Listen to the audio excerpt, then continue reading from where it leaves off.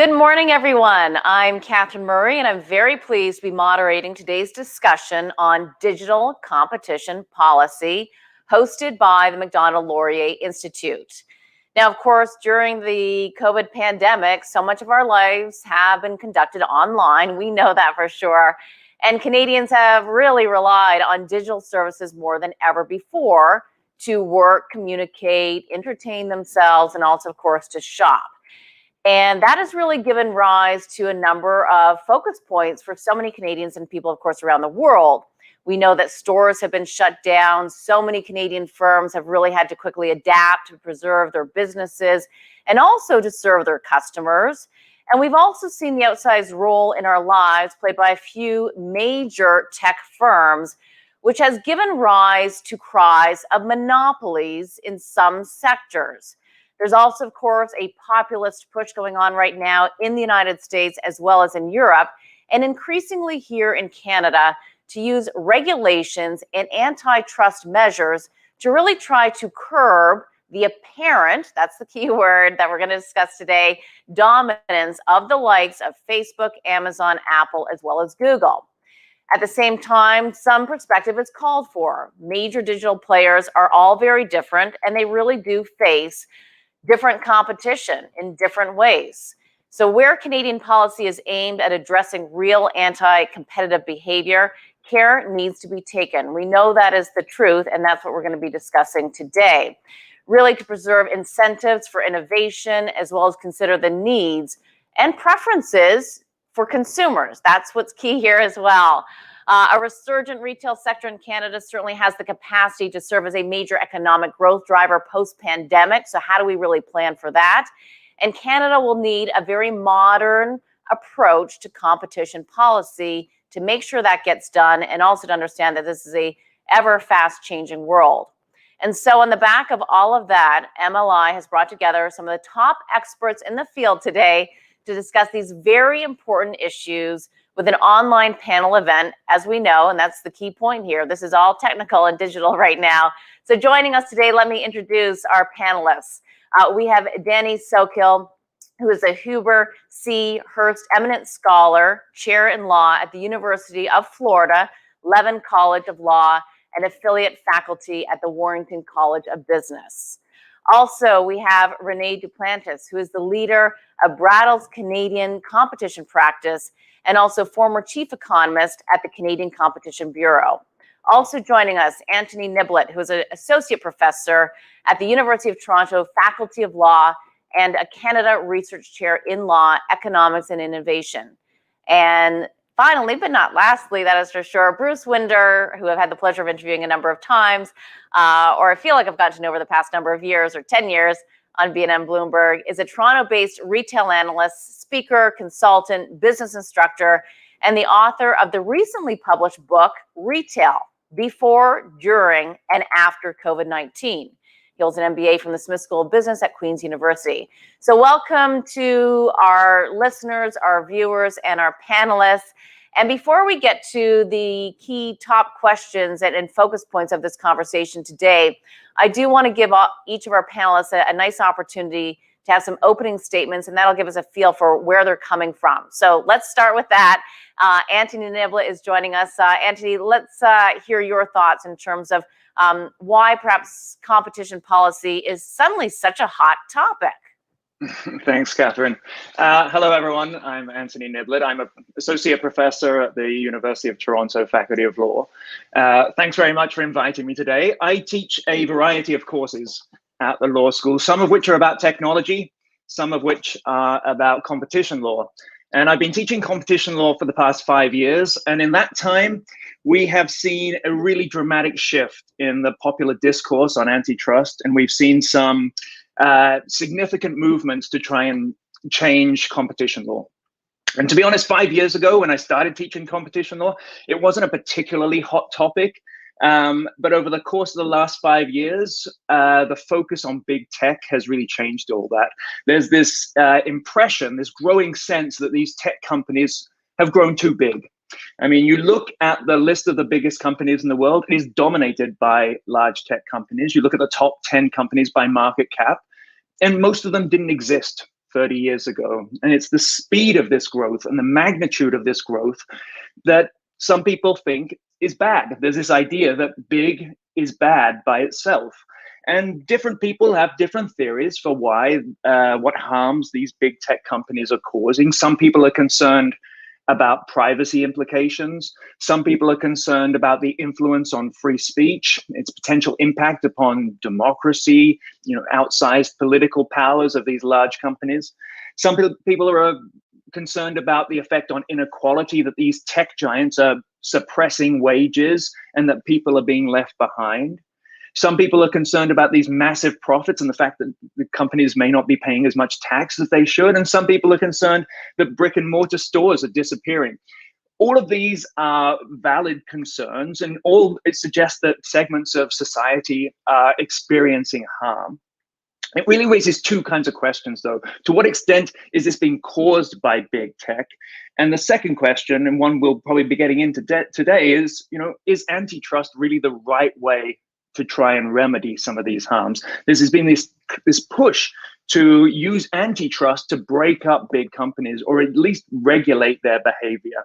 And so something we talk about a lot in my competition policy class is, whether antitrust is the right tool for addressing these harms. It's not immediately obvious to me, for example, that if we broke up Facebook, that would solve problems of privacy. In competition law and competition policy, we typically focus on issues of consumer welfare and harms to innovation. It's these sorts of things that we're good at looking at. We're good at looking at whether there's a competitive problem, and it's the way we've decided to staff our regulators around the world, with people who are focused on problems of economic power. And over the past 5 years or so, I've really had to change the content of the course. There's, in competition law, these questions of big tech, big data, algorithms that are used to set prices. They are creeping into every topic that I teach. And my students are incredibly engaged with these issues. And, initially, they seem less interested in questions about whether there's collusion in the sugar industry, or whether there's, a snowmobile dealer that's being excluded from the market. Part of the challenge is trying to teach students that the issues are pretty much the same. You have to understand the underlying theories of collusion before you tackle whether there's problems with algorithmic price setting. You have to understand barriers to entry before you address whether you think data portability is a good solution. Now, there are topics that are getting renewed interest and renewed focus: network effects, natural monopolies. But even they're not particularly new. We've had cases, even in Canada, we've had cases that have dealt with that with regards to the newspaper industry or retail data. One of the major themes that emerges out of my course is that you can't just lump all these big tech companies together and think that there's a one-size-fits-all solution to these problems. Each of them have different competitors. Each of them uses data in different ways. Each of them have different strategies that may potentially raise anti-competitive concerns, but lumping them all together is probably not the wisest thing to do. I'll stop there because I don't want to monopolize the conversation, so I'll turn it back to you, Catherine. I'm very much looking forward to hearing what the co-panelists have to say. I monopolized the conversation. And you weren't, but that is the topic of today for sure. And so much to discuss. I've got some questions as well on the back of your comments. So thank you for all that. Let me now bring in Bruce Winder. And Bruce, it seems as though from your perspective, it seems as though you almost have a little bit of a positive outlook in terms of how retail has the ability to resurface, resurge. So why don't you just take it away in terms of your thoughts? Yeah, sounds good, Catherine. Thanks again for the introduction, and good seeing you again from our days on BNN together. So we're going to talk a little bit about retail today. So the retail industry is by definition an evolving landscape driven by constant innovation. Early disruptors like Sears and Walmart changed the industry forever with unique business models in the 20th century. If you fast forward to the new millennium, technology companies have really taken on this role, even offering a lifeline to business and consumers alike during the pandemic.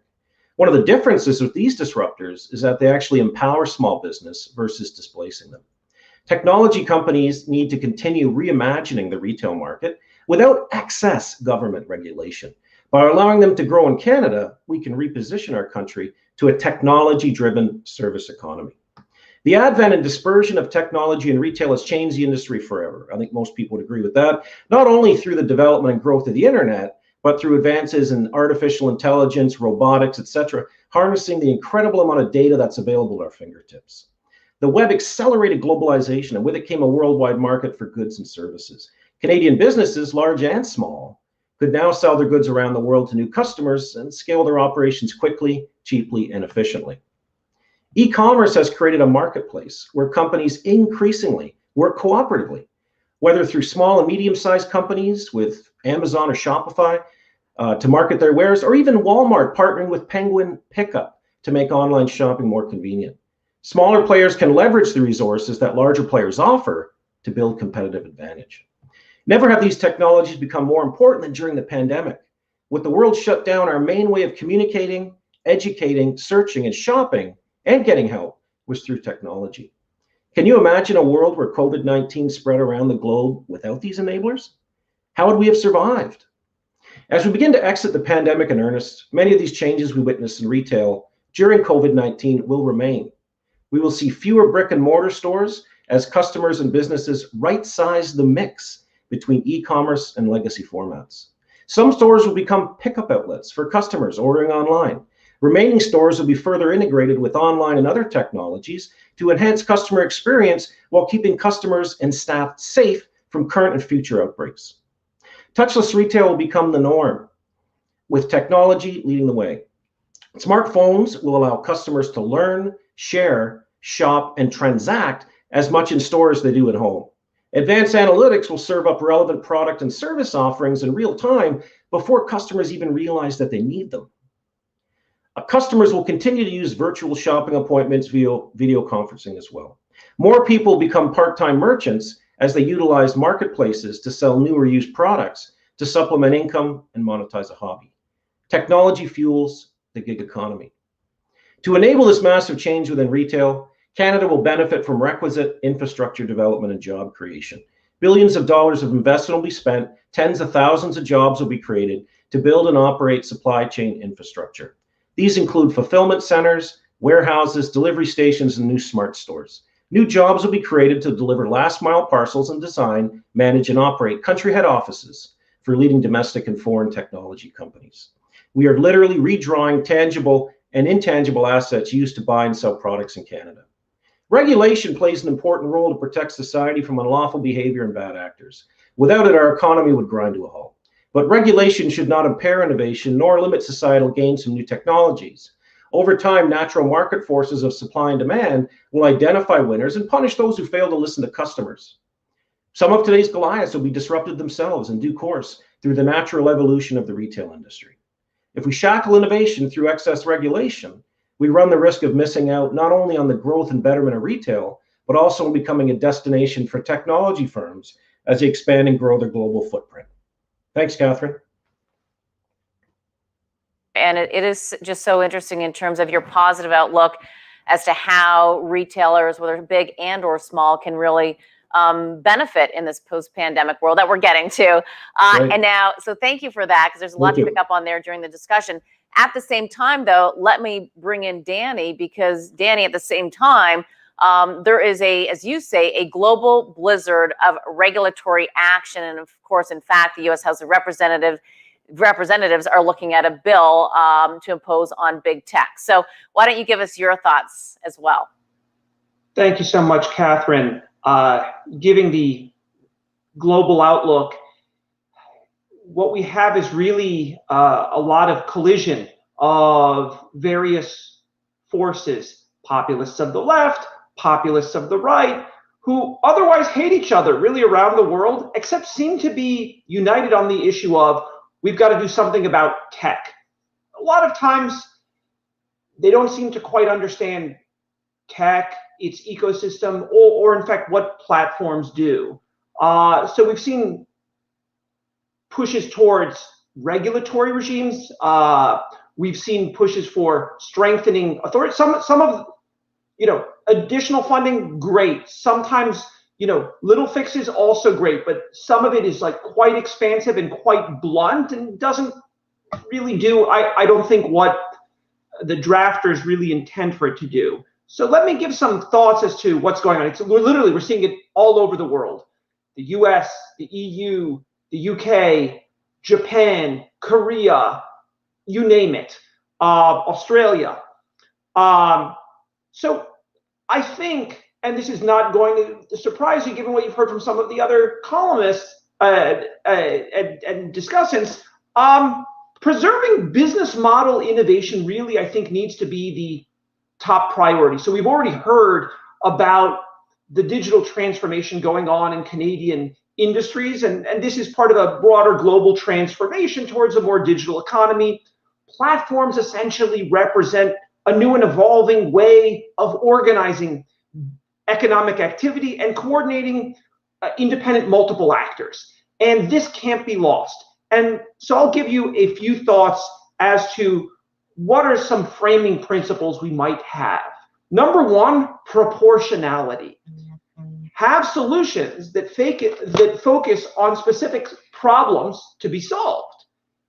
Don't destroy the benefits of the digital economy by being overly expansive and chilling innovation and regulation.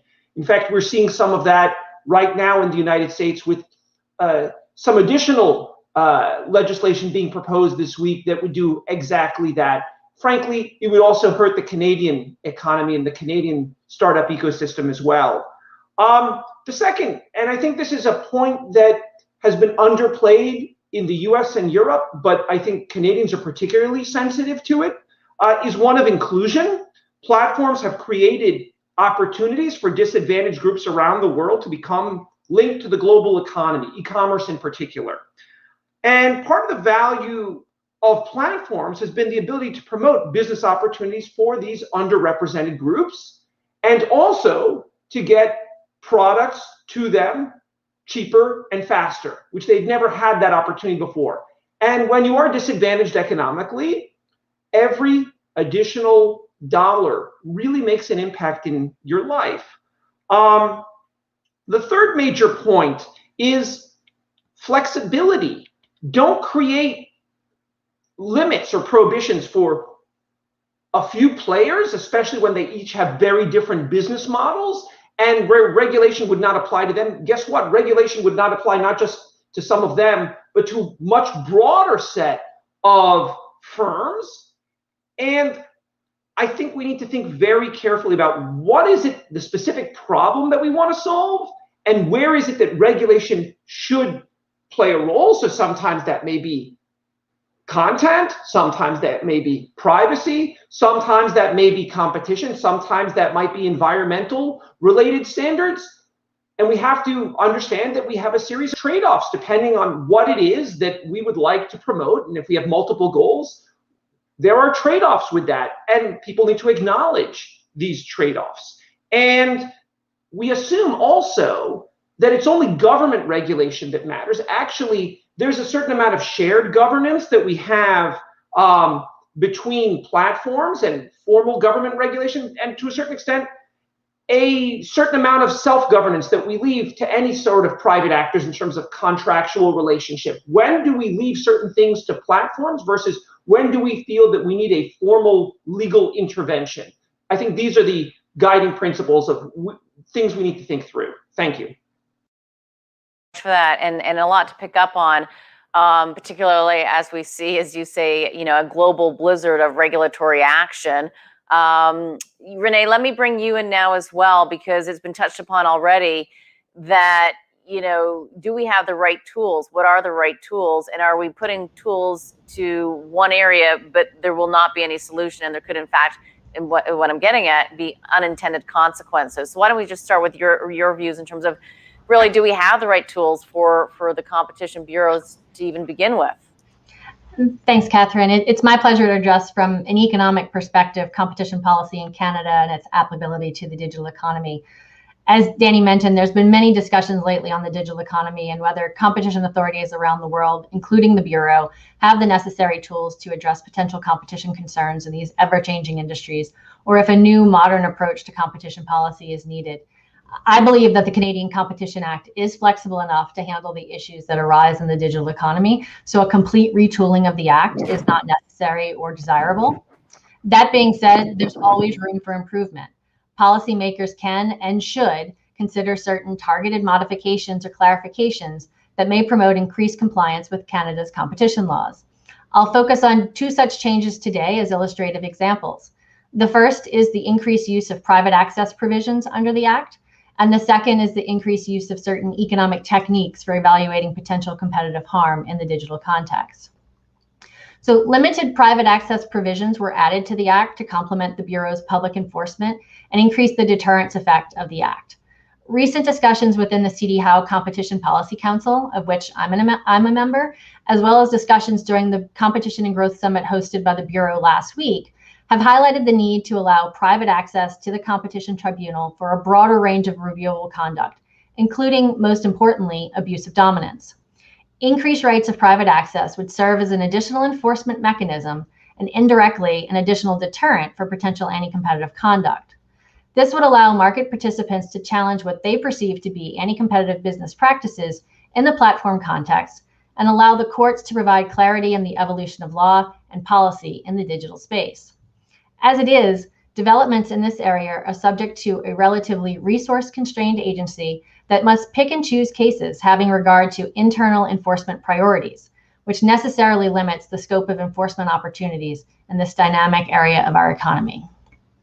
Separately, we should consider whether, within the current or expanded enforcement framework, we're all working with the latest and best tools available for rigorous imbalance analysis.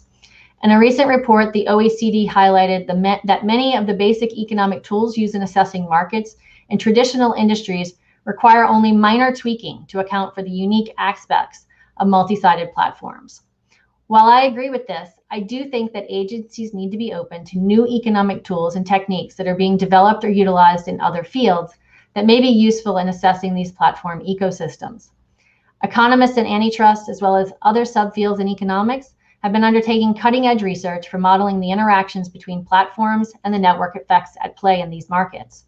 Not only do these models address complex questions regarding the assessment of relative demand and price on both sides of these marketplaces, but they're also beginning to take on the equally complex issue of non-price considerations and effects.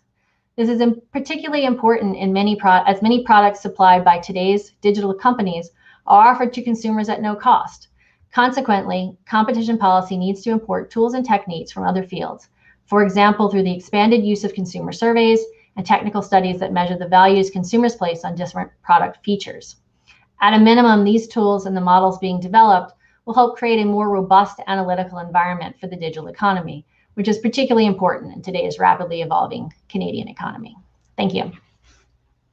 Very interesting comments there as well, Renee. In particular, the fact that it sounds as though even though something might be for free, there is a real cost, and we need to figure that out. And like the saying always says, like nothing in life is free. So, with that said, thank you everyone for your opening remarks. And let's transition now into some nice conversations, some good questions and answers here amongst the group. And Danny, I'm going to start with you. And if we step back here a little bit, kind of just big picture to kind of get everybody who's listening and viewing on board, what is really driving public concerns right now about big tech like Amazon and Google and Facebook? What's driving it? What are the misconceptions? And are these companies actually monopolies? Because that's what is at heart here if we're talking about antitrust regulation. So Danny, what's your response? So overall, it's a renewed focus on bigness for the sake of bigness. The issue is these are not necessarily antitrust concerns. To be big is not a problem.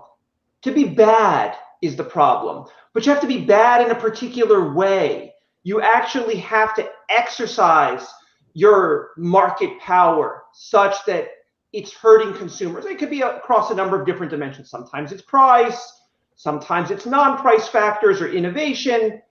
And this is an area that for a long time has really been highly technocratic. You say like, oh, we just leave it to the experts. And there's a whole industry of experts that have emerged, lawyers, economists, others who really say, okay, let's really get down to this and ask hard questions. This is not an area where there are easy answers. But the pushback is people say, why is Walmart so big? Or why is it that,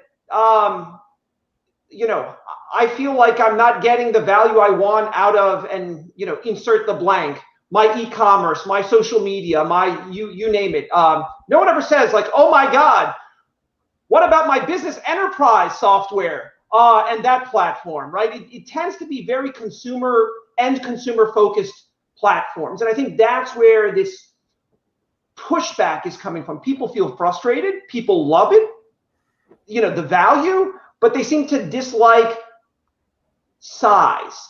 And that's just not what competition law does effectively. It hasn't been about size. That's really just the first step is say, do you have monopoly power? But if we were to stop there, we would be A, outside of accepted best practices by competition authorities, and B, we wouldn't really be getting at what are the real problems. What are the effects? And can we solve these effects? These are things that Renee had to deal with on a regular basis when she was at the Bureau. And it's something that, in the cases that Anthony teaches or in the cases that I teach or work on, this is really where it's very complicated. How do you define the market, right? We're assuming market power. It depends how we define the market. And that's not what a lot of politicians want to hear. They want easy answers. And I think that's the frustration that people feel. It tends to be specific to a handful of companies, but in fact, everyone's going through this digital transformation.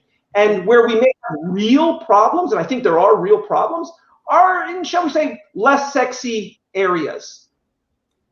Oh, I want to ask you like where, but let me first bring in Bruce, because Danny brought up a great point in terms of big doesn't necessarily mean bad, but when you think about the retail sector and the outcries about small retail shops being shut down, and yet the big keyword retailers were allowed to stay open, more essential services, et cetera, that they have versus the smaller retail.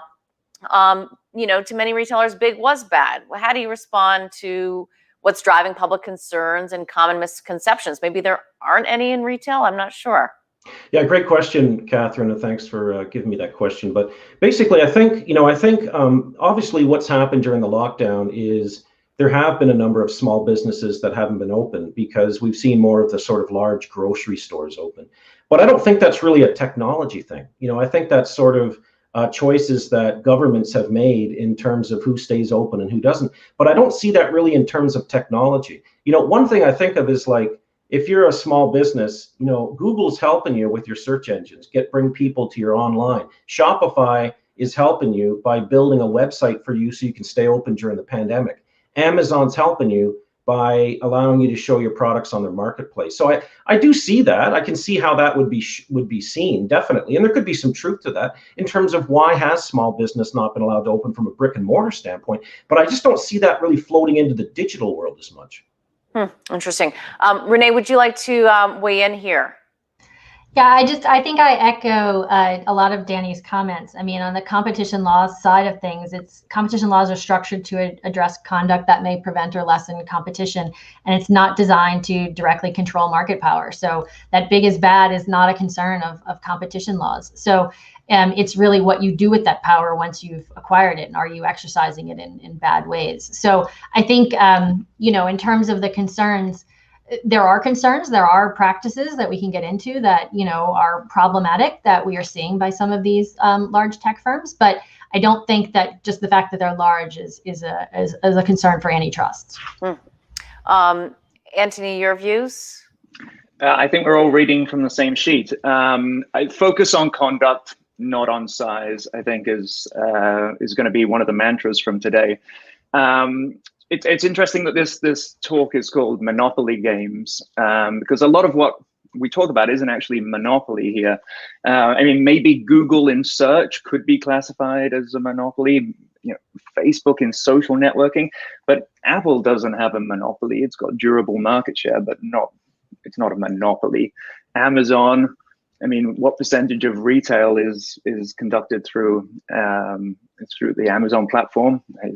What, 5%? Now maybe it's got a higher percentage on online retail, but it's not over 50%. So I mean, to the extent that what's driving these concerns, I think Danny's exactly right, that people have these intuitions that big is bad, and I listed off a whole bunch of potential harms. But is it big tech causing those harms, and is antitrust really the right way to solve those harms? I'm not convinced. Yeah, it certainly doesn't sound like it. And Anthony, I'm going to have you pick up on this next question, and because to your point, and people might not realize this, and it's a great point to make, which Amazon isn't a monopoly in terms of the amount of retail sales around the world. It's just not. At the same time, these big tech firms are being scrutinized significantly right now. So let's talk a little bit about what we're actually seeing in other jurisdictions outside of Canada, like the United States as well as Europe. How are they actually responding to the Amazons of the world, or perhaps it's another social media platform? So maybe Danny is best. Danny has written quite a lot on what's going on around the world. Let me talk about what's happening in Australia, where they've tried to adjust the power imbalance between media and big tech companies. There was this concern that Facebook taking too much of the media's profits, and so they've tried to the government's tried to come in there and redress that balance. There's been a lot of talk in the United States, as Danny mentioned in his opening comments, from the left and the right, discussing the need to, people have been saying that to break them up, or at least to regulate. And what's animating that is different concerns. There's concerns about inequality from the left. There's concerns about free speech from the right. Danny's probably be better positioned to talk about the Digital Markets Act in Europe. Danny's written quite a lot on that, and his concerns about the regulation there. Yeah, Danny, why don't you pick it up from that perspective, what we're seeing actually in other jurisdictions? It's a work in progress literally everywhere. And whatever we're seeing in terms of, we have essentially two different issues. One is simply, do we have competition or do we have regulation? And the answer in most jurisdictions has been, we're going to have both. How the two are going to interplay, totally unclear in most jurisdictions. What does regulation mean? Also totally unclear in most jurisdictions, except that it's going to be far more severe than what we've had. To a certain extent, very aggressive regulation in Europe, frankly, benefits Canada because it's more of a brain drain from Europe to Canada, which is far more innovative and far more understanding of the broader tech ecosystem. But actually, long term, I would suggest that that's even problematic for Canada because ultimately it's hurting markets in which Canada needs to play a larger role. What does it mean overall in terms of how do we think through these issues? I can't think in the last 50 years, well, we didn't really have an internet 50 years ago of any sort, but I can't think in the last 50 years where we've been at an inflection point in terms of the development of the global economy where things have been so uncertain. And the problem with uncertainty is people are less willing to invest in innovation when there is this kind of uncertainty, and they're less willing to take business risk. And what we want to have is we want to chill that kind of business behavior that's anti-competitive, for sure. But what we don't want to do is chill the kind of good risk-taking that actually creates the significant innovation. I don't mean incremental innovation. I mean the true game changers where there's something out there that we literally need every day and we didn't know that we needed it until we had it. Sort of like falling in love with technology. Right. And Renee, your views in terms of other jurisdictions and concerns and perhaps unintended consequences or maybe benefits in the short term to Canada? I mean, I think agencies around the world are trying to approach this in a multitude of ways, and they're doing it both through beefing up their enforcement capabilities and their understanding of digital markets. I mean, we've seen multilateral groups across jurisdictions. We've seen hiring of different types of employees with different skills. They've hosted digital summits and task force that are all looking to understand what's going on here and how these ecosystems are operating and what types of practices they may be engaged in that could be problematic. So they've been learning and trying to understand better in this uncertain world. I think, as Danny noted in his remarks, they've also been undertaking a lot of investigations in so many different practices, many different firms globally. I saw a recent website which had publicly at least 20 different lawsuits against some of the big tech firms in terms of what they're doing. So they're investigating these practices, and I think they're taking on these concerns that are being expressed in the public domain. But I think we'd be remiss without highlighting some of the initiatives that the Bureau itself has been undertaking to handle the digital economy. I mean, they have hired a digital enforcement officer. They are, putting together a digital enforcement office to look specifically into technological support to drive its work in this area. And I think even more importantly, they have been undertaking market studies in this area to understand what's happening in the digital economy. And they're issuing public callouts to market participants and consumers for information in this area. As a recent example, and this was not without some controversy, I mean, the Bureau invited market participants to provide input to inform its ongoing investigation into certain conduct by Amazon. So I think jurisdictions globally are looking at different initiatives to help address all of these different concerns that are being raised in the digital economy. So Renee, why don't you pick up the next point as well surrounding big tech in terms of how are big tech firms actually different and what kind of competition do they actually face? Sure. So, I mean, the big tech firms operate in what we call platform industries. We've kind of been using that term thrown around loosely here, but these platform industries facilitate interactions among a network of users. Example would be credit card companies. They provide credit services to consumers on one side, but they also provide payment acceptance to merchants. Uber and social media are also examples. So there are some fundamental properties that characterize platforms and what makes them different from other firms. And one is the strength of what we call network effects. And so there are direct network effects, which just means that you add an additional subscriber and it's going to increase the value to other subscribers. And so then you intend to induce additional subscriptions. So that's, direct interactions between customers. Then there are the indirect network effects, which means adding additional subscribers on one side of the platform. So think about adding a driver to the Uber platform, increases the value to subscribers on the other side. So there you get more passengers, which then induces more passenger subscriptions and more driver enrollment. So you get this feedback effect in terms of how these things work together. And these network effects make the cost of serving additional users almost negligible. So you can scale up relatively easily. Another key characteristic is what we call multi-homing. And so this is where consumers form ties with multiple platforms. And this generally happens when the cost of adopting an additional platform is low. So for example, ride-sharing apps, again, it's relatively costless to subscribe to both Uber and Lyft. So some platforms offer bonuses or other means to lock in one side or both sides of the market to exclusivity. So Amazon Prime is an example of their attempt to reduce multi-homing and to lock in consumers to use their platform more than other ways. So in terms of competition in these markets, network effects can lead to markets tipping. So when competition among two or more firms becomes a winner take all. So once you have a critical mass of customers, it's easier for everyone to switch over so that it's competition for the market rather than competition in the market. Interesting. At the same time, too, you point out that there are some benefits to the consumer, which, from what I understand, is part of the whole anti-competitive conversation to make sure that everything works as well for the consumer as well as the big companies. Antony, let me bring you in as well in terms of just talking about the big tech companies, how they're different, and what do they really face as well? So I'll address that second part, which is who's competing with them.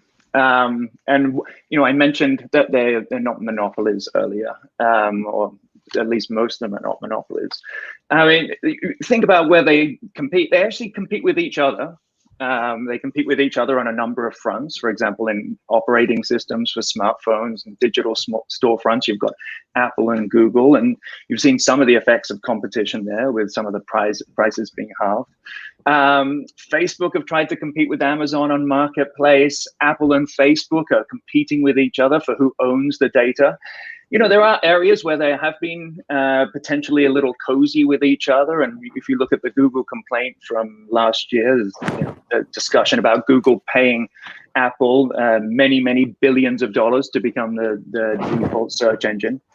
But outside of that, the four companies that we're talking about, there is a lot of competition. You've got Disney that is continuing to grow, gangbusters. You've got if you look at the growth in online sales in retail, it's not Amazon. It's not all Amazon. You see massive growth in, Walmart, Best Buy, Target, etc. You've got the growth of Shopify. You've got PayPal. And then you go look across the Pacific Ocean, and you've got, Alibaba in retail. You've got Huawei trying to move into operating systems. You've got Epic with their digital storefront. And, you look forward 10, 20 years, I suspect there'll be companies we've never heard of who are competing. There's this idea of potential competition. There'll be companies that do come in. And one of my favorite anecdotes is there was an article in 2007 in The Guardian, and it said, there is this company that is dominating social networking, and it is poised to become a natural monopoly, and it will dominate from there on. And that company is MySpace. And so the idea that, these things are fixed in time, that these companies will always have enormous market share is questionable. Mm-hmm. And you bring that up, I believe, with respect to IBM as well, going back into the 70s. And it's not one of the top market cap companies today. That's the point. And, but, shifting focus here just for a moment and kind of drilling into, a sector that's been so focused on during the pandemic, and that is retail. And of course, restaurants and hospitality that have been so hit by the pandemic. Bruce, there's really been a bit of an uproar as it relates to the impact that retailers, the non-big box, have really had during the pandemic. How have you seen retailers been affected, and how have they adapted? Because if they really weren't going to be a digital player, they had to kind of pivot quickly. So how have they adapted, and how do you think they're going to be positioned post-pandemic? Yeah, I think it's a great point. And I mean, certainly retailers have fared differently depending on the strength of their balance sheet, their value proposition, their ability to tap into government subsidies in jurisdictions. That's a big part of it. What you've seen a lot, though, is a lot of retailers saw what was happening and decided to get online quickly. They phoned 1-800-SHOPIFY and said, hey, I need a website tomorrow. And they were able to get one. And that was one of the big differences in terms of how retailers have reacted. Certainly, retail has struggled, specifically the small folks who, don't have the balance sheets, don't have the asset base to borrow. But you know what? I think this is one of those things that it is a moment in time. The pandemic has accelerated some of the trends we'd seen before. Certainly, new trends have developed because of the pandemic, but the pandemic accelerated some of the trends those close to retail have noticed for a while now. So I think you're seeing it sort of just force retailers to change and change quickly. And at the same time, Bruce, it's so important as well to think of all the jobs that are associated with retail and the impact that has in the current economic scenario, but also post-pandemic in terms of, what will those people do? Will they have jobs? How do they get reskilled? Where do they go? So what are your views in terms of how much it's contributed to the economy and where we go from here?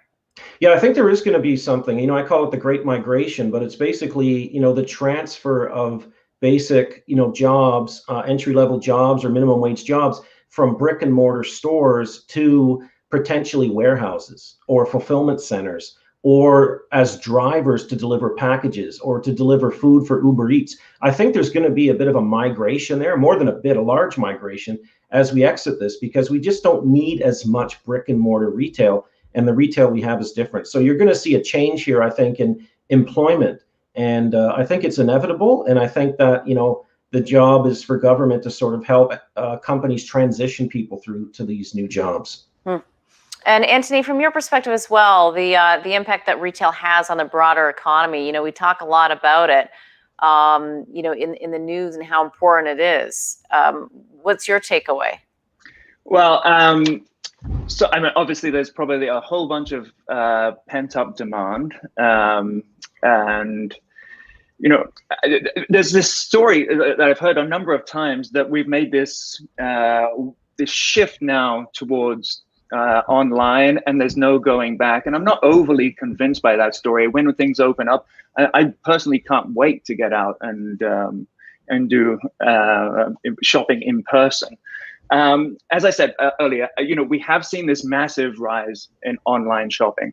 And just to bring it back to the competition issues, it's not like we're seeing increased concentration here. It's not that Amazon have just completely dominated that shift, that increase. As Bruce mentioned, that lots of retailers have made that move.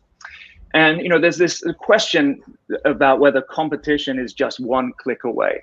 And I think in retail, that is probably where it's strongest.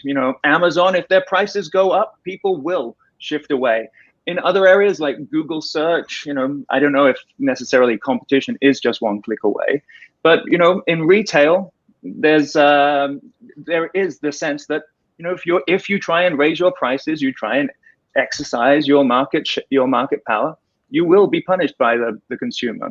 I mean, you look at, and just a slight historical perspective, there was increase in concentration in retail.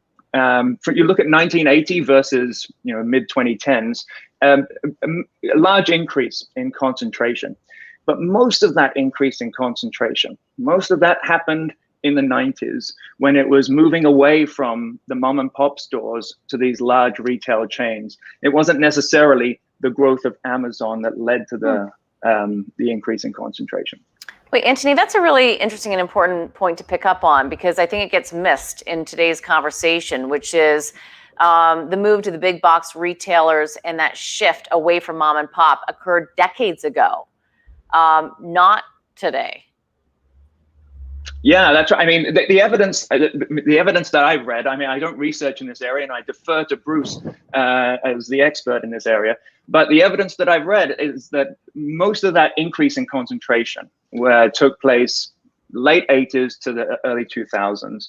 And we talk about the large increase in concentration. I mean, it was starting from an extremely deconcentrated base. So, yes, we've had an increase in concentration, but it's not as concerning as many other industries in terms of concentration, at least. Bruce, you want to weigh in? Yeah, sure. Thanks, Catherine. Yeah, I would agree with what Anthony was saying. There's probably three waves of major concentration in retail. The first was when Sears exploded around 1900. The second was when Walmart exploded in the early 60s. But to Anthony's point, there was a big concentration in the 80s when the category killer concept came out. People like Home Depot, Toys R Us, believe it or not, and some of these big box stores. That was a significant event in terms of concentration, to Anthony's point.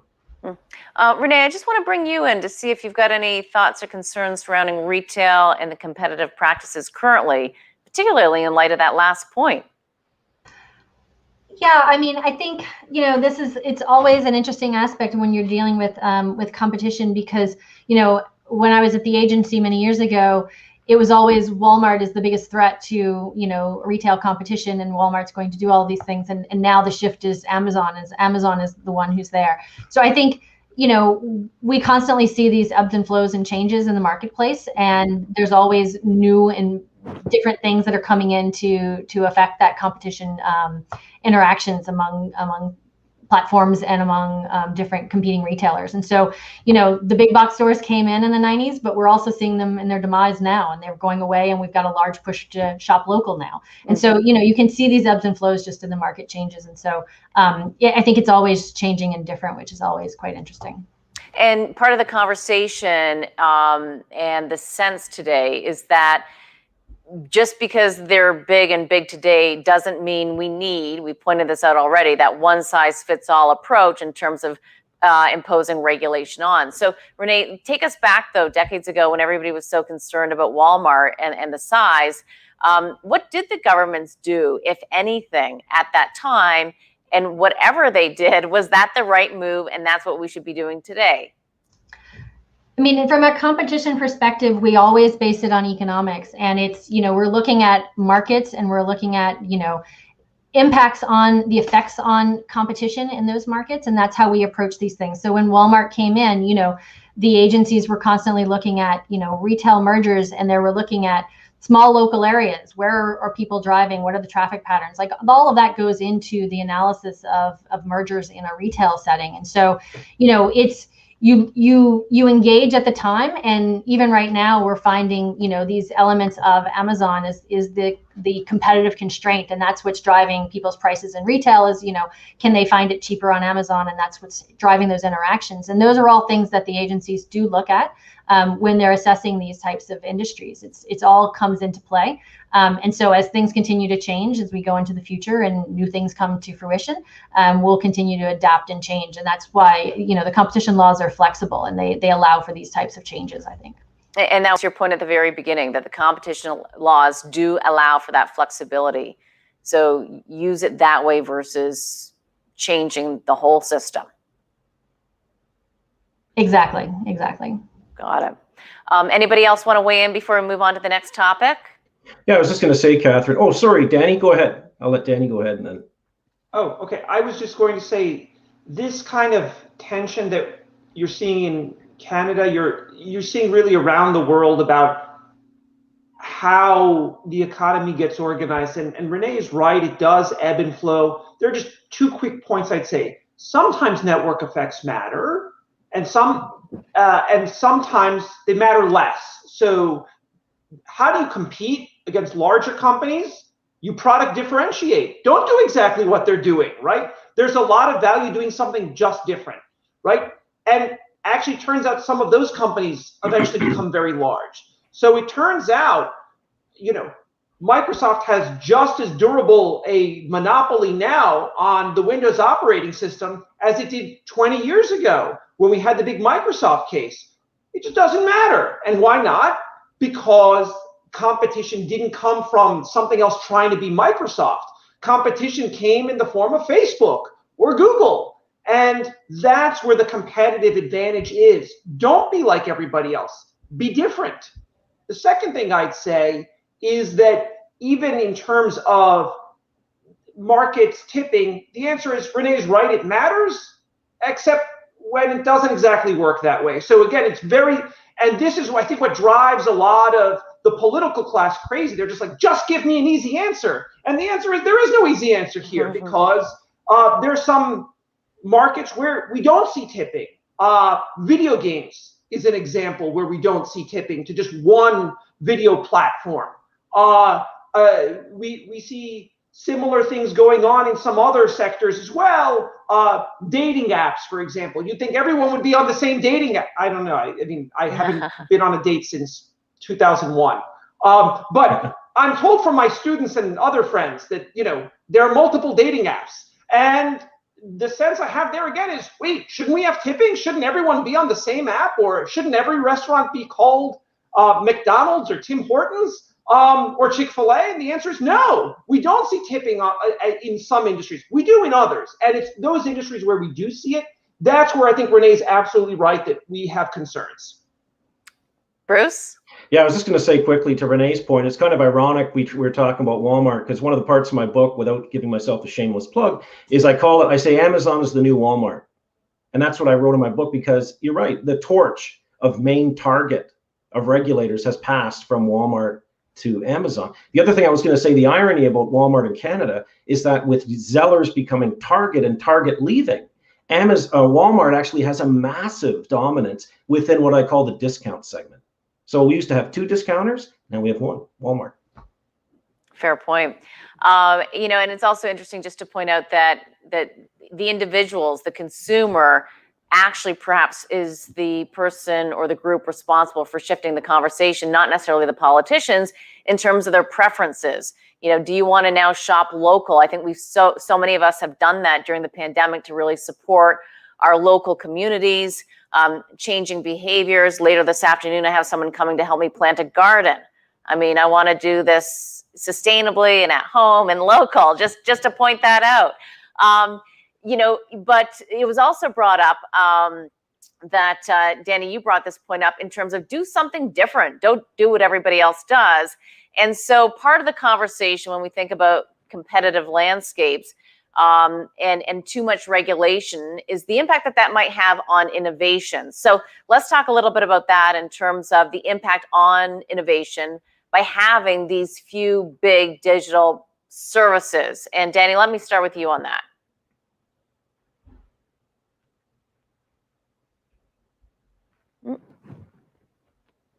Wait, we can't hear you. Oh, there we go. Forgive me.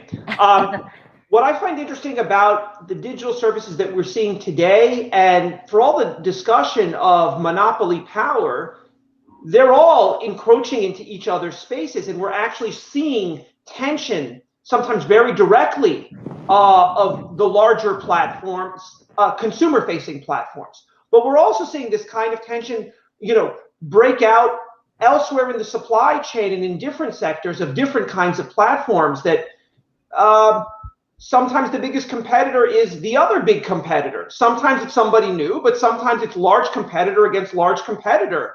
And we've seen a number of these kinds of suits, both directly in terms of active company-to-company litigation, but there's a lot that's also going on behind the scenes. For every merger that's announced, there are a lot of third parties that are actively funding campaigns to basically blow up mergers, not because the mergers are necessarily anti-competitive, sometimes maybe they are, but also because it goes against those other companies' business models, and they will fund, these challenges to the teeth to really give a lot of help to authorities to basically tell a counter narrative that, happens to coincidentally also match what their perspective is. And so it's not just a few large companies. It's actually like all-out war by probably some 20 to 30 or maybe even 50 companies, depending which, how large of the economy we're talking about. And it's fierce. Danny, I'm wondering if you can give an example, just because what you're suggesting is that there is a natural check and balance system going on, just given the inherent nature of people and companies.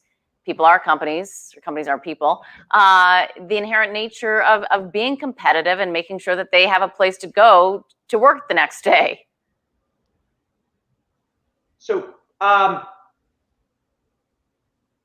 think a visual helps, and the best one that I've seen is one that the Wall Street Journal did, where it took the 5 largest of the tech companies, and it basically drew a series of circles around all of them. In what area are they friends? In what area are they enemies? And in what areas are they frenemies? And it turns out, even just in those big 5, we have a lot of tensions. But if we were to expand the circle even beyond, say, the big 5, you'd see that there are areas where, say, Oracle pushes against Google or Oracle pushes against Amazon. And we could even go like yet another set of concentric circles beyond that. And there's a lot of tension. And sometimes there are alliances, and these alliances also shift over time. And that's competition. Mm-hmm. That's a great analogy. And, Danny, you brought up relationships a couple of times in our conversation so far. And they always say having a little bit of tension in your relationship is actually a good thing. So maybe that means the same thing for the companies and the economy in our future.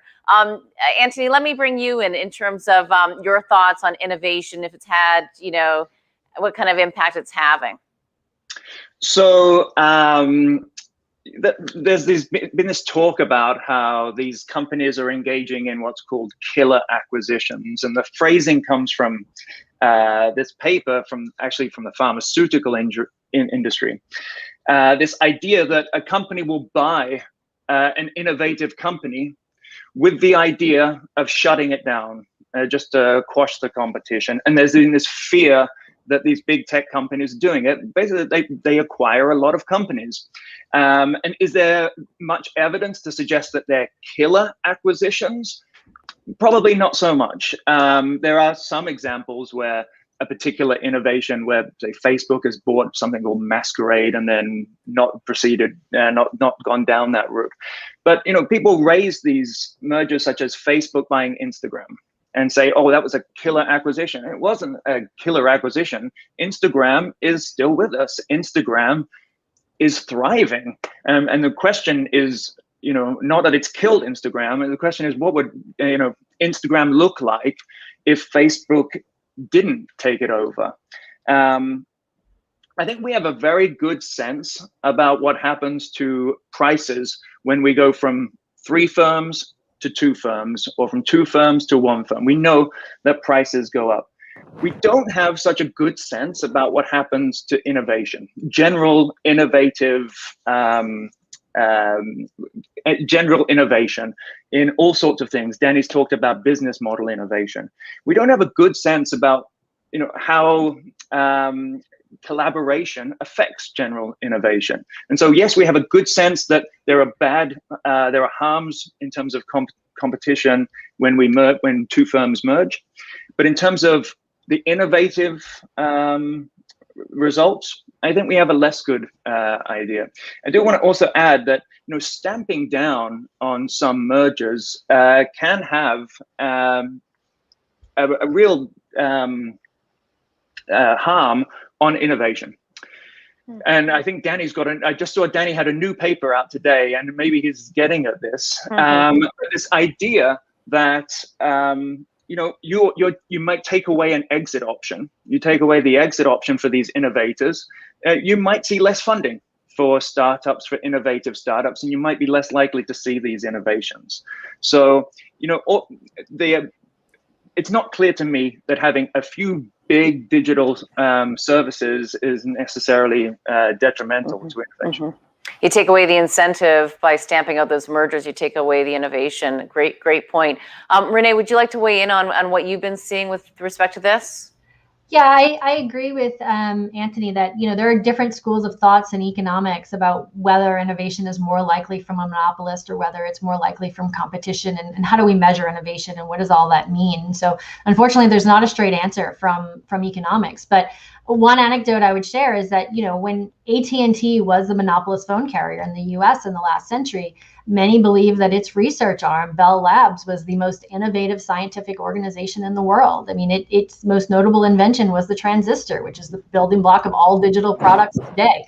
So these firms are still providing innovative options, and I think even with retail, there's a notion that they are providing an ease of entry into a marketplace for small retailers into the online world that might have been precluded in the past. So whether it's competition that's driving that innovation and the desire to be bought by a large tech firm, or if it's the tech firms themselves developing that innovation, I think there's multiple schools of thought here, and we don't have a straight answer. But I think the joy is that we're seeing innovation all around us, which is great.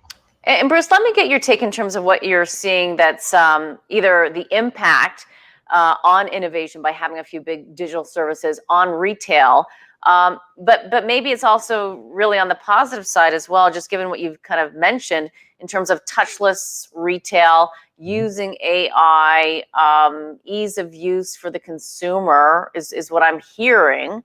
What are you seeing? Yeah, I continue to see a pretty large pipeline of innovation from these big tech firms, specifically in retail. And you mentioned it, Catherine, the just walk out technology, which Amazon came up with. And, you basically use your smartphone, you scan it, and then you just put stuff in your cart, walk out, and automatically debits you. And that's been happening for a while now. But not just that, all the other things we're seeing in terms of innovation. Even, I was going to mention on the relationship, the tension front too, is, Google has taken a run at marketplaces again recently by tagging in with Shopify to take on Amazon, right? So, just sort of that competitive set, even though Google has tried once and failed trying to create a marketplace, they're back at it again with a new product, and they've teamed up with Shopify. And, see, even within those folks, they're still very hungry to outdo each other, and they see retail as a big market. So I see a lot of innovation still in retail, everything from, you know, facial recognition to voice activation, you know, touchless retail, drones, everything. That's where a lot of the innovation is coming from, is these big tech folks in the retail sector. And at the same time, you know, there are some real concerns out there, you know, front and center, I think, for so many people are concerns about their own privacy. And, you know, depending on where you sit, depends on where you stand on the issue of, do you really like, if you Google, you know, I don't know, a pair of shoes, that, you know, you can't stop these shoes from coming into your inbox. So, and people are obviously recognizing that, wait a second, how much do they know about me? Is it too much? So, you know, the fact that we've got governments around the world looking at this and anti-competitive practices, again, whether or not that's the right way to look at it is the probably big question.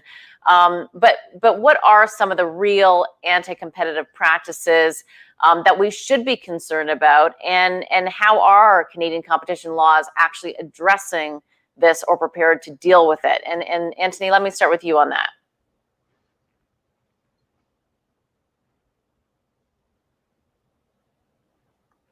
Mute. Fine. Oh, there we go. Okay, super. I always find it interesting that, you know, I always find that I always get ads for things that I just bought, and I don't need these ads anymore. Or they keep popping up weeks after I bought it. Anyway, on the privacy front, Europe has tried to regulate this in a particular way, one of which is to try and improve data portability. And I'm not sure how making more and more data available and making it more portable is actually consistent with the idea of consumer privacy. But I think that's by the by. Look, what are some of the anti-competitive concerns? I think, you know, there may be real concerns about you know, exclusionary conduct. There are going to be continued investigations of the way in which, you know, Google tries to maintain its default browser status. I think there will be, you know, people have said that Amazon are engaging in predatory pricing. The idea that, you know, that they keep their prices so low, and then once they've got rid of the rest of the market, then they're going to increase the prices. You know, I'm not certain that that's. I don't buy that argument, actually. As I mentioned before, I think, you know, that competition is just a click away is kind of it's kind of important. What should they be focusing on? I think all of us agree that, you know, collusive practices and horizontal agreements are the non-controversial thing that we should always be, you know, firstly focusing on. I got married a couple of years ago, and thus the soft competition in the wedding industry is highly noticeable. I couldn't believe how much I was paying for some of those things. But, you know, there will be an increased focus on mergers. You are seeing this all around the world. You are going to see more calls to retrospectively look at mergers. We're already seeing that with WhatsApp and Instagram being purchased by Facebook. That's what will happen. There are increased calls to change the standard on mergers. It's very difficult to stop a merger, and there have been some calls to try and change the standard. You know, I think that some of those are interesting. They may have strong negative effects on innovation. Danny, from your perspective, you know, what in your mind are the real anti-competitive practice that we could be concerned about? And again, how should we in Canada deal with that? And are we prepared?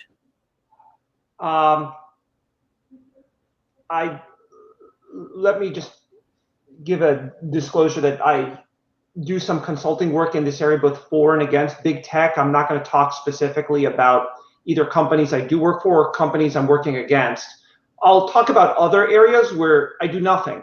So where are the kinds of areas that I would be concerned more about that frankly haven't gotten attention? Where you have data that's truly unique. So a lot of consumer data. If you can't get it yourself, there is some third party that can, in many cases, very easily get you that data. But let's go upstream in the marketplace. So I think very much not of the Internet of Things with your talking cars or your talking toasters.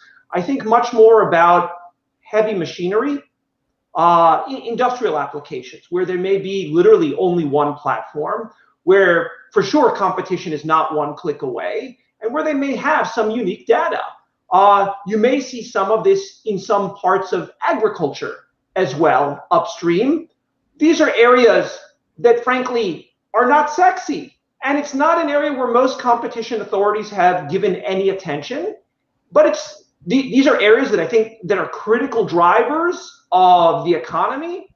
And in Canada in particular, agriculture is a very critical driver of the economy, as is a lot of heavy industry in terms of mining, etc. These are areas that across the world people haven't focused on. Why? Not because they haven't really thought like, well, where should it be? It's because politicians are constantly saying, we want another investigation into big tech, big tech, big tech, big tech. And, I understand the political impulse, but the job of a competition authority is say, we're going to look at all the cases and we're going to think across what sectors can we make the biggest difference and where is there competition, where is there not. And part of that to a certain extent is allowing authorities a little bit of discretion to figure it out on their own. Where are the problems? And when they see potential danger, to do something about it. Fascinating. Renee, how would you respond?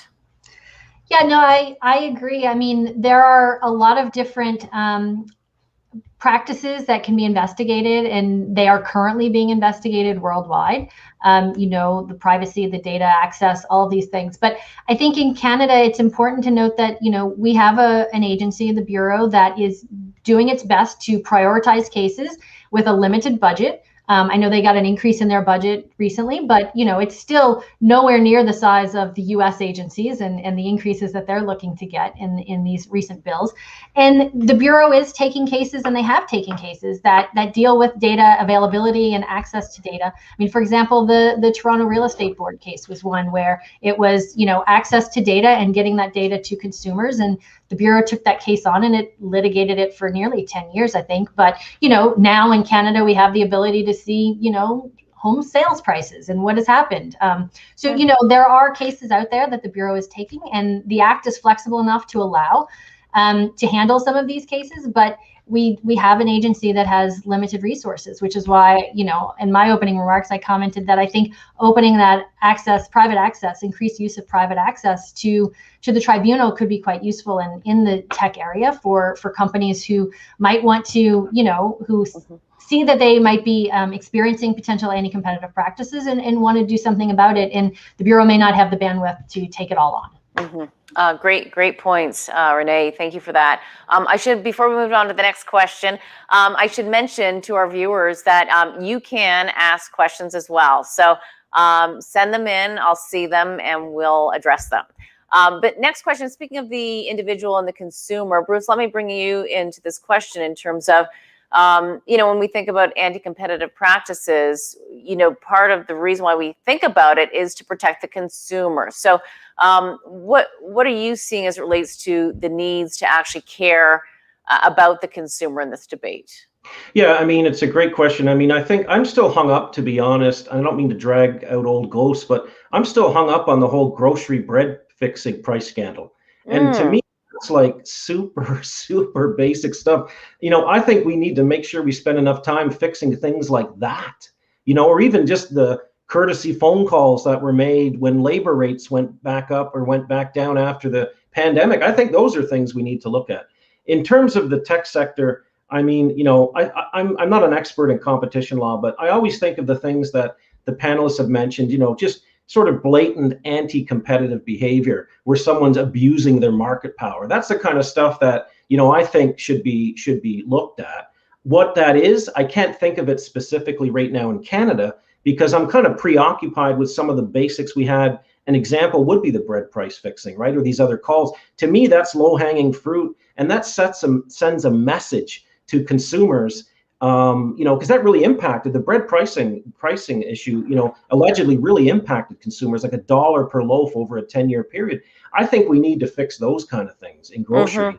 And then, I think we do need to watch tech, but make sure that they're just on the right side of all the things the panelists have mentioned so far. Interesting. So, Renee, why don't you respond to that as well in terms of the care about the consumer and the bread price fixing? That is so interesting. And I think that's probably, and this is going to be a question for everybody else as well. There's always the, following the bouncing ball. I mean, is the bouncing ball the one right in front of us, that there are these other areas that we need to be focused in on, like bread or other areas, versus technology? So, but Renee, why don't you respond first? Yeah, I would just say that, consumers are at the forefront of the Bureau's mind. I think, it's important to realize that the first line of the Competition Act says the purpose of the act is to maintain and encourage competition to, among other things, provide consumers with competitive prices and product choices. So, and the Bureau also highlights this on their website, that they are an independent law enforcement agency that's, ensures Canadian businesses and consumers prosper. So the Bureau is concerned about consumers, and they, in the big tech side, they have been reaching out directly to them in the form of public call-outs, seeking input into their investigations, getting their opinion on things, which has been, in certain markets where, the merger might affect consumers directly. And they also are, prioritizing, I think, cases that affect consumers in multitudes of ways, including, misleading advertising, things where, the consumer is directly affected. But, they are trying to do as much as they can with the resources they have. And I think, that's where the tensions lie in terms of, can you do more, or can you take on more cases? How many cases can you take on? So all of those are questions that they're faced with, but they are focused, I believe, on the consumer, very much so. And let me pick up on that point. Do you feel that the Canadian Competition Bureau is more focused on the consumer versus the political impulse of just looking at big tech companies that we're seeing in other jurisdictions? Well, I think they're feeling the pressure, right? I'm sure that there's political pressure. There's articles in the news every day about what the Bureau should be doing and how they should be approaching their case priorities. Everyone has a priority in mind, whether it's politicians or consumers or anything else. And it's, there are tensions there in terms of balance. There's trade-offs. It's which cases are you going to take and which ones are you going to prioritize? So I think that they likely feel that pressure. They hear that pressure, but, they have to, as an independent law enforcement agency, they have to prioritize the cases that they feel are most important. And sometimes that depends on, where the evidence is and what cases they get the most effect from. Got it. Stepping back, why don't we have perhaps Anthony address this question, which is, what is this debate really about? And shouldn't it be about economics, or where are we in terms of what it's about today and where it should be? So, well, I'm trained as an economist, so my answer is probably going to be a little bit biased here.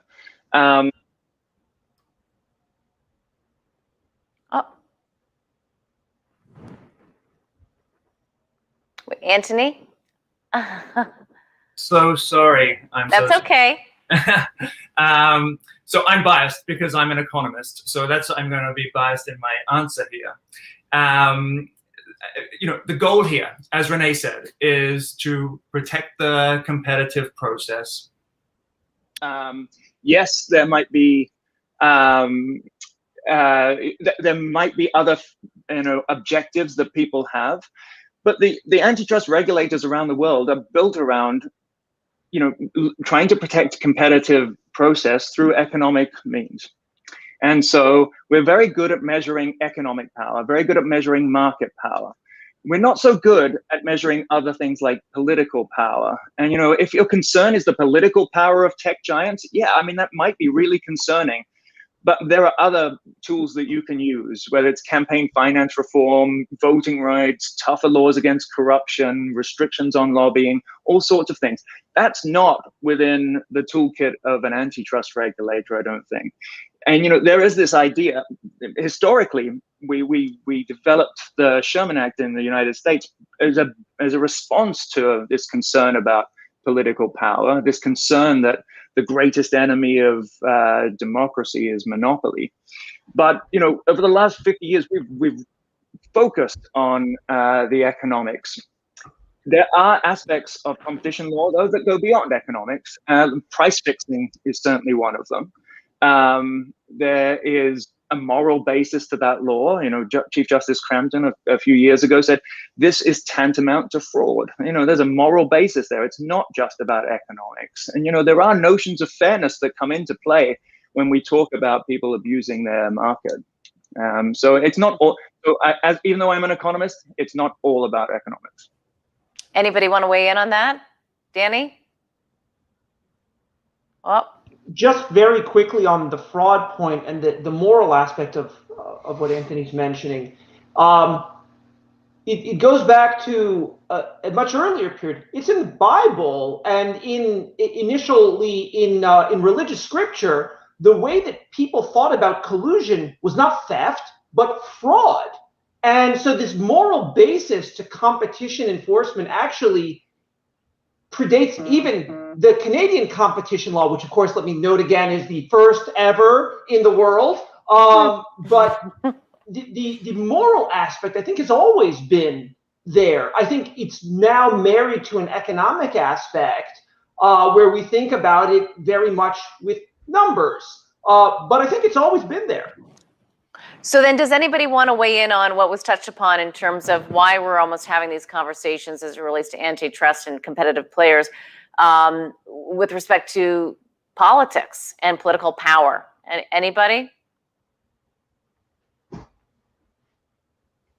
No? That's okay. I understand. So let's move on to questions then. And just for our viewers to understand, we've got a couple questions, and then we're going to wrap it up with some concluding thoughts and recommendations to those in competitive competition bureaus around the world. Hopefully they're listening as well. First question is from Hadrian. He's asking, while Amazon may not be a monopoly as far as market share, is there not an issue with their access to sales data and their ability to stamp out smaller suppliers by creating their own product? Who would like to take this? Okay, go ahead, Bruce. I can try. I mean, a couple of things to say is, and I always look at this and I hear this a lot, and it's a great question, by the way, to our viewer. What I would say to that is, for 20 years, folks like me did something very similar with all the big retailers. So what we do is we look at our sales data, we look at branded product, and we say, what should we use as a private label program? And often we're inspired by our own products on the shelf from other manufacturers to create our own products. Okay, so this is something, what I'm saying with this is, it's happening all the time. It's been happening for 100 years in retail. It's never going to stop happening, where retailers will take a look at their data from vendors and use that data to formulate their own private label products. The other thing I would say is that I think that a lot of these marketplaces realize, whether it's Amazon or who have you, that they have to empower these businesses. And what they've done is they've put a lot of effort into building marketplaces that allow small companies to sell their stuff online.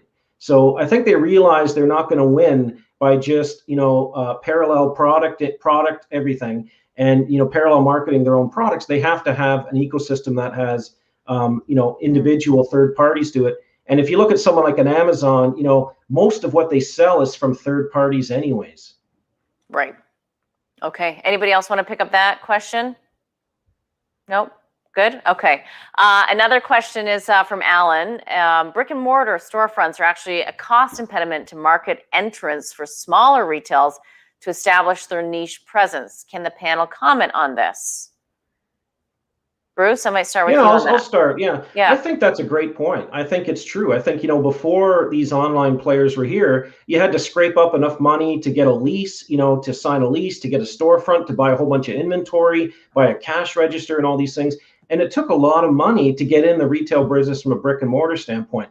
Though, one of the things that these folks have provided, whether it's Shopify or Amazon or who have you, is that they allow you to get in with fairly low barriers to entry. You can jump in, you can set up your online store on Shopify in a couple days maybe, and then next thing you know, you're selling products online. So I agree. I think that's tech has helped lower the barriers to entry to retail, which allows customers to have more choice by having more people become what I call micro merchants. Understood. And great point. Just to give us perspective in terms of what's going on out there, it's so easy to kind of, like in news, you can take the headline and that's the fact, and it's not. There's just so much to have a conversation about. Next question is, the dialogue really is about market dominance when there are high entrance barriers. A retailer could choose to market themselves on Amazon or not, but the alternative is to advertise locally with Google or Facebook at that cost. Presently, with such a market share or presence, retailers have little perceptions of other opportunities and little resource and time or funds to make decisions. At what point does this reduce innovation and competition? Who'd like to start with this one? Danny, am I seeing you appear? Sure. So I'd say actually, if there's one thing we've learned from the pandemic, it's actually that we have many more channels than we did before with regards to commerce, and a lot more experimentation and a lot more differentiation.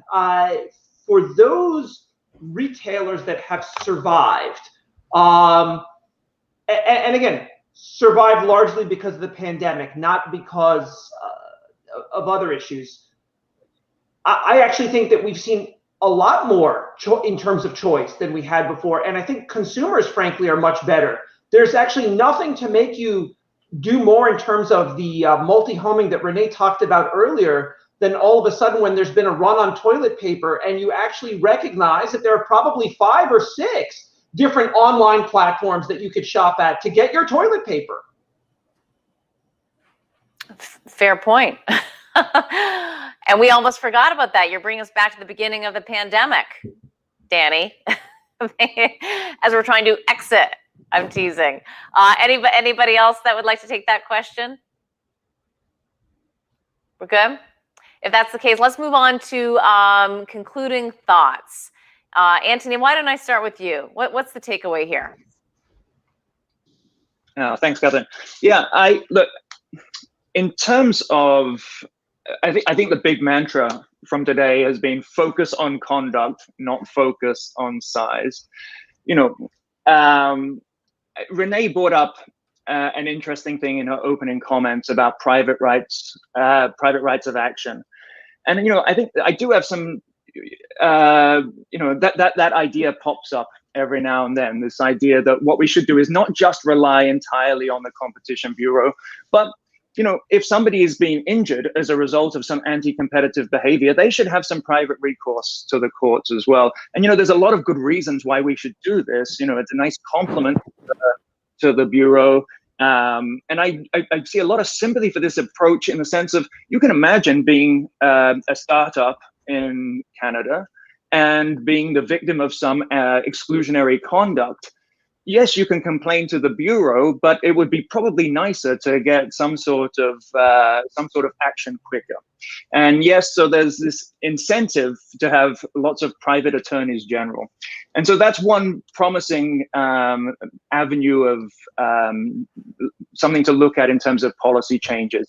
Now, I don't think it's a cure-all, that's for sure. I think the experience we've seen from some other jurisdictions is frequently it's just private people jumping on the coattails of the public enforcer, but I do think there's some merit to that, and I think it's something that's going to be discussed in the next little while. Okay, thank you for that and your concluding thoughts. Absolutely. And Bruce, let me ask from your perspective on the retail front, which again is such a hot topic as well in this whole conversation. What kind of recommendations would you have for Canadian policymakers? Well, I would say that, big is not bad, bad is bad. And the industry is going through a revolution. It was going through a revolution before the pandemic hit.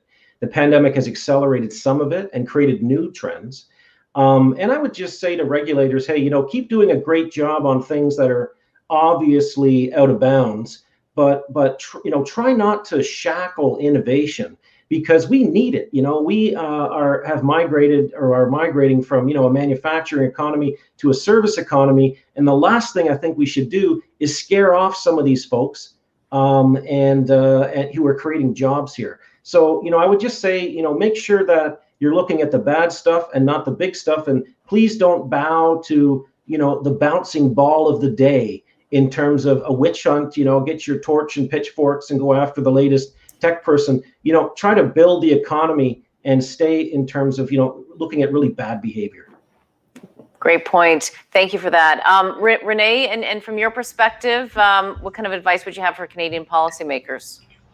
Thanks. And sorry, your last thoughts, yeah. My main advice would be to go slow and not move ahead with knee-jerk reactions and changes without serious debate and considerations.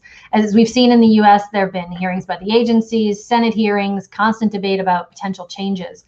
And I think we should also have those detailed discussions in Canada with regards to any changes to the Act or any potential regulations. There may be unique circumstances in Canada that need to be taken into account and may require a different course of action than other jurisdictions.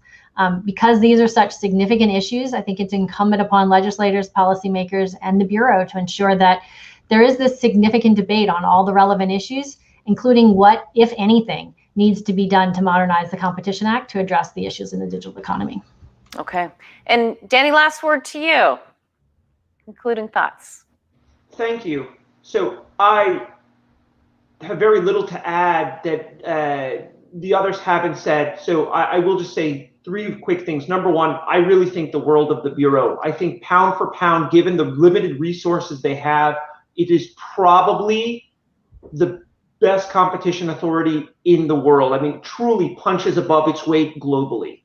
And as a result, it's frustrating for a lot of Canadian politicians, like, why aren't you moving fast? Well, it's because we don't have resources. So that's the first issue, I'd say.